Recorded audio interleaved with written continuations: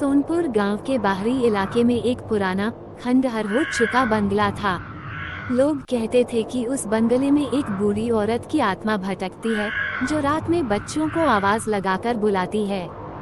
गांव का कोई भी बच्चा सूर्यास्त के बाद उस रास्ते से नहीं जाता था। रोहन, जो शहर से अपने नाना नानी के घर छुट्टियों में आया था, इन बातों को सिर्फ मनगढ़ंत कहानियां मानता था।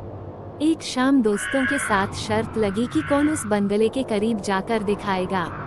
रोहन ने बिना सोचे समझे शर्त मान ली। रात के 12 बजे रोहन टॉर्च लेकर अकेले बंगले की तरफ निकला। चांदनी रात में बंगले का डरावना साया और भी भयानक लग रहा था। जैसे ही वह बंगले के गेट के पास पहुंचा, उसे अंदर से एक धीमी सरसराहट की आवाज सुनाई दी। टॉर्च की रोशनी में उसने देखा, एक झूला हवा में धीरे धीरे हिल रहा था, जबकि हवा बिल्कुल शांत थी। रोहन का दिल जोर जोर से धड़कने लगा। उसने सोचा, ये तो बस हवा होगी, और आगे बढ़ा। अचानक उसे एक बच्चे के रोने की आवाज सुनाई दी, माँ, मुझे भूख लगी है। रोहन सहम गया। आवाज बंगले के अंदर से आ रही थी।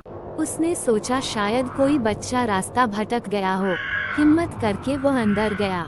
गलियारे में पुरानी तस्वीरें लटकी थीं, जिनमें से एक में एक बूढ़ी औरत की धुंधली सी तस्वीर थी।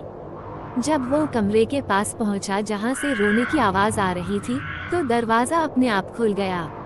कमरे के बीचों बीच एक छोटी खाली पालकी थी।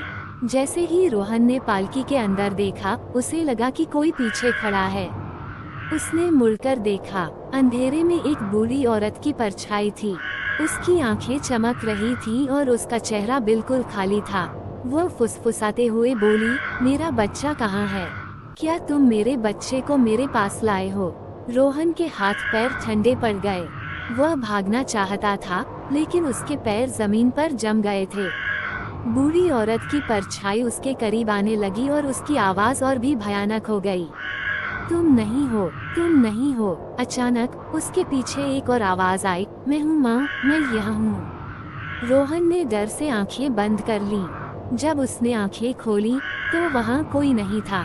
न बूढ़ी औरत की परछाई, न बच्चे की आवाज, सिर्फ एक खामोशी थी। वह हाँफता हुआ बंगले से बाहर भागा और अपने दोस्तों के पास पहुँचा।